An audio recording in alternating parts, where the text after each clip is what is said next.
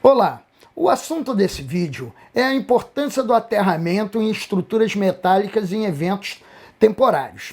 E quais são os eventos temporários? São todos aqueles realizados em shows, feiras, em locais públicos, fechados ou abertos, e que demandam equipamentos que utilizem energia elétrica.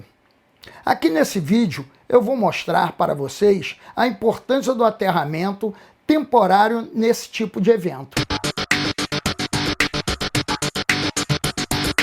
Primeiramente, nós vamos falar sobre estruturas metálicas que são utilizadas em palco, arquibancadas e suporte para som e luz. Se não forem tratadas com o devido cuidado, elas podem causar choques elétricos e curtos-circuitos. Então é importante que você, que é técnico, verifique as instalações elétricas, sabendo que elas deverão atender às normas técnicas da ABNT. Eu queria ressaltar que o aterramento em evento é obrigatório por lei e protege contra acidentes elétricos o público, o equipamento e a sua equipe.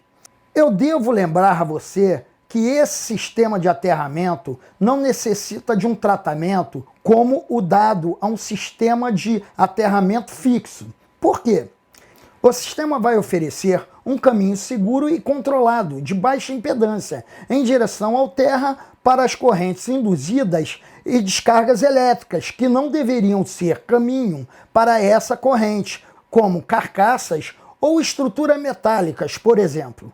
As cargas estáticas também são excluídas do sistema de aterramento, ou seja, o aterramento descarrega as cargas acumuladas nas carcaças das estruturas metálicas dos seus equipamentos para a terra. Por exemplo, você tem um palco que não está aterrado devidamente. Nesse caso, você tem o risco de choque elétrico e descargas estáticas, que se o palco estivesse aterrado devidamente, não aconteceria, pois ele eliminaria todas as cargas elétricas e estáticas para o sistema de aterramento. Bom, eu vou mostrar um exemplo que foca nos eventos temporários. E se você não tiver o devido cuidado, pode botar em risco todo o trabalho que está sendo feito. E eu queria que você prestasse atenção nesse quadro que eu vou mostrar. Como podem ver, ele mostra a resistência do corpo humano. Esse dado é baseado no livro do Ademar Coutrin, Instalação Elétrica. Ele mostra que a resistência entre o pé e a mão é de 1.000 a 1.500 ohms, em média. De mão a mão, de 1.000 a 1.500 ohms. E de mão a tórax, de 450 a 700 ohms. Então, como nosso corpo é constituído de tecido e água, ele acaba tendo uma resistência que não é muito alta. E quando fazemos cálculo, a gente considera 1.500 ohms, sendo que a resistência mínima é geralmente 500 ohms. Agora vamos ao primeiro exemplo. A figura mostra uma estrutura metálica de um show, onde tem um sistema de iluminação. Vamos admitir que uma emenda dessa é mal feita e encosta na estrutura metálica. Essa corrente é denominada corrente de falha. Essa corrente vai se espalhar por toda a estrutura. Se alguém encostar nessa estrutura, o que acontece? Parte da corrente ela passa pelo corpo humano. Por quê? Porque a resistência é menor e vai facilitar a passagem da mesma. Nessa figura, vocês podem observar duas resistências. A primeira resistência é a resistência do aterramento e a segunda resistência é a do corpo humano. Aí você pode observar que existe uma corrente de fuga em sentido ao aterramento e ao corpo humano. Como existe o aterramento e a resistência é menor do que a resistência do corpo humano, a corrente vai procurar a menor resistência e ir à terra. Por isso que é muito importante o aterramento, porque ele sempre procura a menor resistência. Se no caso não tivesse essa primeira resistência, que era a resistência do aterramento, o que aconteceria? A energia ia passar direto, achar a resistência do corpo humano e aterrar. Por isso é muito importante o aterramento.